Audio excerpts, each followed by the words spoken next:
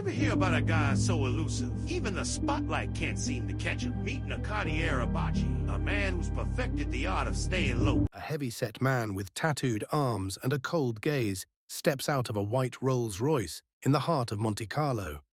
He moves with the quiet, terrifying confidence of a man who knows the street belongs to him. To the tourists, he looks like just another billionaire. To international law enforcement, he is the Godfather of Cologne, a ghost of the underworld who built a criminal empire and then walked away from a life sentence on a technicality. This is the stunning story of Necati Arabaci, the bouncer who became the most brutal president in the history of the Hells Angels in Europe. The King of Cologne, from bouncer to boss. Necati Arabaci was born on February 14, 1972, in Cologne, Germany, to Turkish immigrant parents seeking a better life.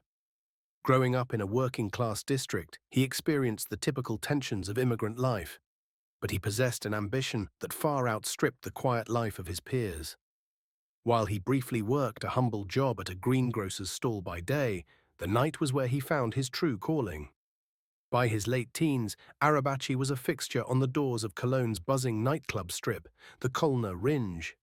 As a bouncer, he didn't just provide muscle, he studied the mechanics of power. He learned that if you control the door, you control the scene. By the late 1990s, he had moved from guarding doors to owning them. He united a crew of fiercely loyal Turkish-German bouncers known as the Arabaci clan. This wasn't just a security firm, it was an underworld organization that effectively taxed the city's nightlife. Every dealer, pimp, or troublemaker paid a share for the privilege of operating. If they refused, Arabaci's men ensured they met the concrete. Under his command, the clan expanded into the lucrative red-light districts, controlling brothels, protection rackets, and underground casinos. By his late 20s, the former bouncer had been crowned the Godfather of Cologne, the red and white patch, joining the Angels. As Arabaci's influence grew, he caught the attention of the world's most notorious motorcycle club, the Hells Angels. In the early 2000s, the Hells Angels in Germany were looking for allies who understood the urban landscape. Rather than go to war with him, they brought him into the fold. Arabaci became a high-ranking member of the Cologne chapter, blending the club's fearsome reputation with his own street-level savvy. Under the Hells Angels banner, his power became transnational. He was no longer just a local gang leader. He was part of a global brotherhood, stretching from Germany's industrial heartland to the ports of Turkey. He used the Hells Angels name to intimidate rivals, effectively cowing nightclub owners and rival gangs like the Bandidos into submission. However, this rapid rise made him public enemy number one for German law enforcement. In 2002, the authorities struck back.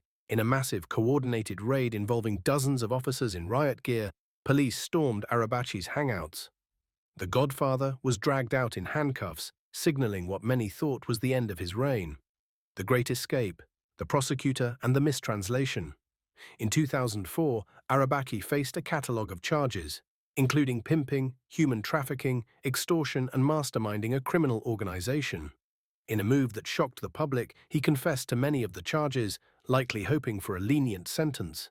He was handed 9 years in prison, but even behind bars, Arabaci was far from powerless. Investigators soon discovered that he was still running his empire via remote control, directing operations at high-end brothels like the Colosseum in Augsburg from his cell. Then, in 2006, the story took a chilling turn. Police uncovered a murder plot straight out of a mafia thriller.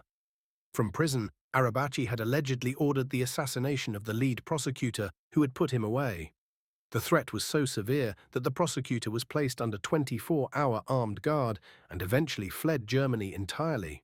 Fearing for his life, even after Arabaci was supposed to be released, authorities moved to secure a form of indefinite detention, essentially a life sentence, to keep Arabaci off the streets. Then the unthinkable happened. During the trial for the murder plot, it was revealed that a crucial piece of evidence, a wiretap recording, had been mistranslated.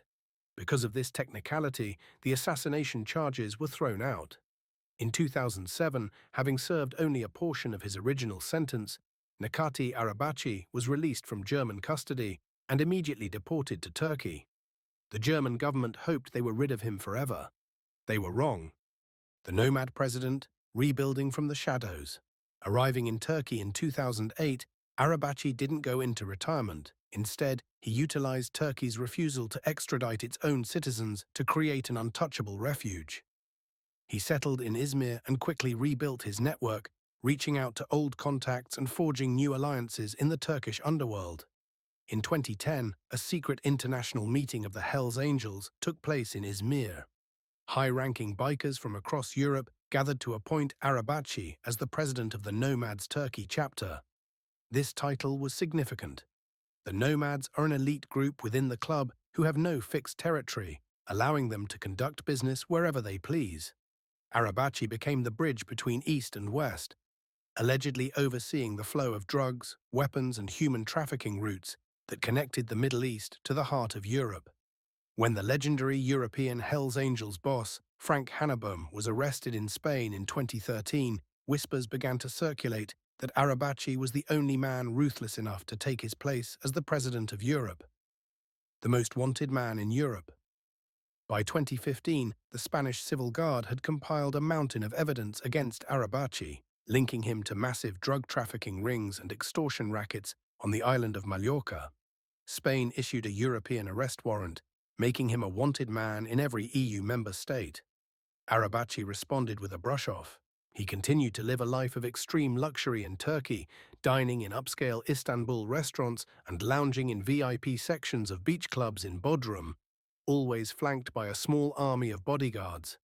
He traveled carefully, using private jets and unofficial routes to stay one step ahead of Interpol. The violence, however, followed him. In 2019, a gangland shooting in Bodrum left one man dead, an incident Turkish media linked to an internal feud within Arabaci's faction. In 2020, Turkish special forces finally moved in, arresting Arabaci at a luxury villa in Kesme. But once again, the Godfather proved slippery. Within months, he was back on the street, with some suggesting he had leveraged high-level connections to avoid serious jail time. The legacy: a ghost in the playground of the rich. Today, Necati Arabaci has achieved a strange kind of celebrity. In 2024, footage of him strolling through the golden streets of Monte Carlo went viral on TikTok and Instagram. Thousands of young viewers, many unaware of the blood on his hands, began to celebrate him as a living legend, the outlaw who beat the system. But behind the designer clothes and the Rolls-Royces lies a darker reality. A trail of victims. His empire was built on the exploitation of women and the intimidation of business owners.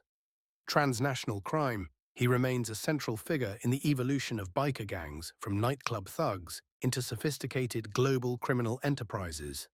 The extradition gap: his story exposes the deep frustrations of international policing, where national borders provide a shield for the world's most dangerous men.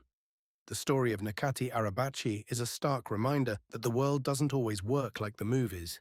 The bad guy doesn't always get caught, and justice can be undone by a single mistranslated word.